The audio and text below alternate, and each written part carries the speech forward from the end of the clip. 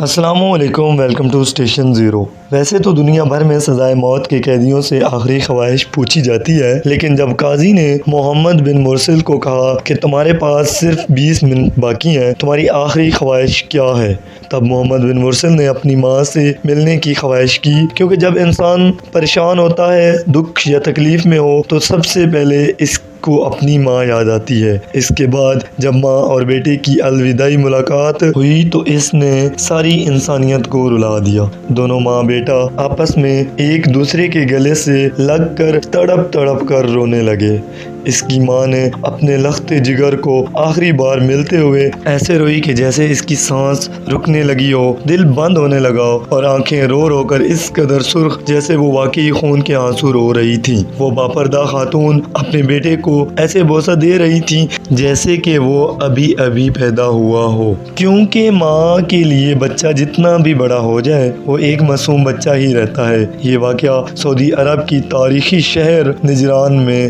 ہوا، جہاں پر ایک 26 سالہ نوجوان محمد بن مرسل نے ایک محفل کے اندر کسی بات پر لڑائی کے دوران اپنے نوجوان کزن معید بن عبداللہ کو قتل کر دیا۔ اس کے بعد جلد ہی پولیس نے محمد بن مرسل کو گرفتار کر لیا اور اس کے خلاف عدالت میں مقدمہ چلا، اور عدالت نے اس کو سزائے موت سنا دی، یعنی اس کا سر قلم کرنے کا حکم جاری کیا گیا،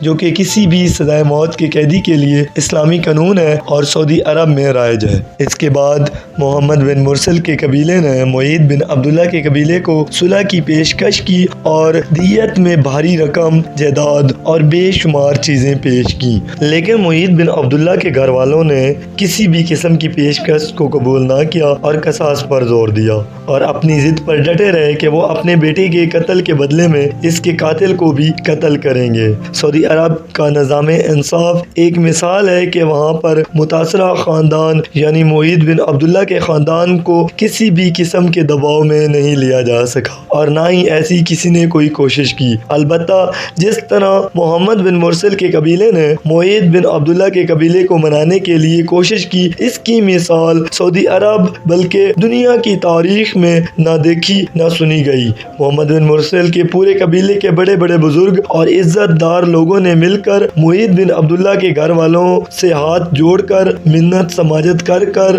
رو کر اور گڑ گڑا کر سب نے مل کر معافی طلب کی۔ وہ معید بن عبداللہ کے گھر کے سامنے زمین پر آ کر بیٹھ گئے اور انہوں نے اپنی پگڑیاں جو کہ عزت کا مقام سمجھی جاتی ہیں وہ مقتول کے قبیلے والوں کے قدموں میں رکھ دیں، اپنی قمیضیں اتار دیں، انہوں نے اپنے گھٹنوں کو کپڑوں سے باندھ دیا اور اپنے سر میں مٹی ڈال کر اور اسی مٹی میں لیٹ لیٹ کر معافی کی درخواست کی۔ یہاں تک کہ محمد بن مرسل کے ننھے بیٹے نے بھی اپنے معصومانہ انداز میں رو رو کر اپنے باپ کی جان بچانے کے لیے معافی مانگی۔ یہ معافی اس قدر عاجزانہ تھی، قاتل ہونے کے باوجود محمد بن مرسل کو معاف کرنے کے حق میں پورے سعودی عرب میں صدائیں اس قدر بلند ہوئیں کہ پورا سعودی عرب یہ آرزو کرنے لگا کہ اب محمد بن مرسل کو معاف کر دیں۔ لیکن محمد بن مرسل کے گھر والوں نے اس بات کو بلا دیا کہ ان کے بیٹے نے جس شخص کو قتل کیا ہے اس کے گھر والے بھی اسی دکھ، غم اور کرب سے گزر رہے ہیں جس تکلیف سے اب وہ گزریں گے۔ اسی وجہ سے معید بن عبداللہ کے گھر والوں نے ان تمام پیشکش اور معافی ناموں کو رد کرتے ہوئے قصاص پر زور دیا، اور بالآخر 20 ستمبر 2023 کو محمد بن مرسل کو سرعام سزائے موت دی گئی اور اس کا سر قلم کر دیا گیا۔ دوستو، سعودی عرب کے اسی نظام انصاف کا کمال ہے کہ وہ اسلامی نظام کی پیروی کرتے ہیں، جس کی وجہ سے سعودی عرب میں ایسے جرائم کی شرح نہایت کم ہے، کیونکہ سخت سزائیں اور عبرتناک انجام کسی بھی شخص کو گھنونے جرم کے ارتکاب سے باز رکھتی ہے۔